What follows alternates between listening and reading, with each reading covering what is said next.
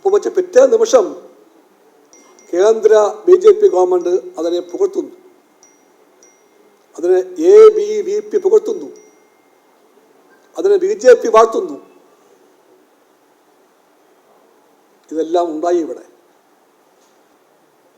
ആദരവോടെ ഞാൻ ഓർക്കട്ടെ, ആദ്യം അതിനോട് കടുത്ത ഭാഷയിൽ വിയോജിച്ച സഖാവ് വി ശിവൻകുട്ടി ഞങ്ങളുടെ എല്ലാ സഖാവാണ്, ഉറ്റ സുഹൃത്താണ്. കമ്മ്യൂണിസ്റ്റ് പാർട്ടിക്ക് ശിവൻകുട്ടിയെ പറ്റി ആദരവുണ്ട്. ആ ശിവൻകുട്ടി പെട്ടെന്ന് പ്രകോപനം പറ്റിയ ഭാഷയിൽ പ്രതികരിച്ചെങ്കിൽ പോലും അദ്ദേഹം വളരെ വേഗം ആ നിലപാട് തിരുത്തി. അദ്ദേഹം ഇടതുപക്ഷ നേതാവിൻ്റെ ഭാഷയിൽ അതേപ്പറ്റി പ്രതികരിച്ചു. പിന്നീട്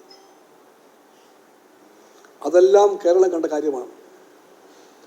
ഇതൊന്നും പഴയ കാര്യങ്ങളുമല്ല, പാടെ മറന്നുപോകാൻ സമയമായിട്ടില്ല.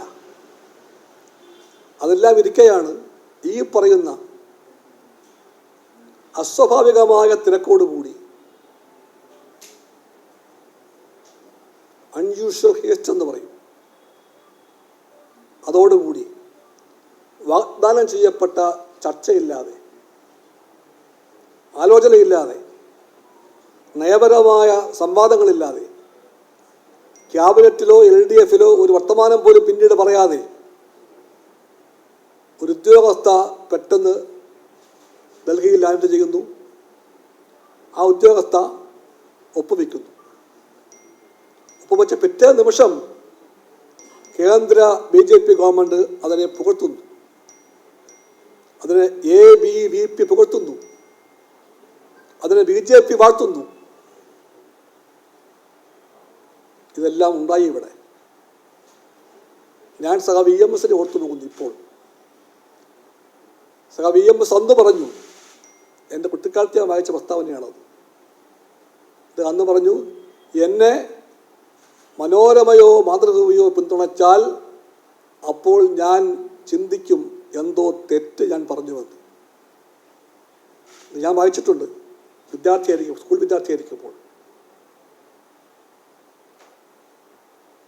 ഇവിടെ ആദ്യം പിന്താങ്ങിയത് BJP ആണ്, പിന്നെ ABVP ആണ്, പിന്നെ RSS ആണ്, പിന്നെ അവർ നിയന്ത്രിക്കുന്ന കേന്ദ്ര വിദ്യാഭ്യാസ മന്ത്രാലയമാണ്. അതുകൊണ്ട് something is wrong with the PMC and NEP. അതുകൊണ്ടാണ് കമ്മ്യൂണിസ്റ്റ് പാർട്ടി ആവശ്യപ്പെട്ടത്, ആവശ്യമായിട്ടുള്ള ചർച്ചകൾ വേണം, വ്യക്തത വേണം, സംവാദങ്ങൾ വേണം. അതുണ്ടാകാതെ പോകുന്ന ഈ തിരക്കെന്തിനു വേണ്ടിയാണ്? Why this unusual haste and for what? എന്തുകൊണ്ട്, എന്തിനു വേണ്ടി? അത് മനസ്സിലാക്കാൻ കമ്മ്യൂണിസ്റ്റ് പാർട്ടിക്ക് മാത്രമല്ല എല്ലാ വിദ്യാഭ്യാസ ബന്ധുക്കൾക്കും പ്രയാസമുണ്ട്. ഇതാണ് വിഷയം.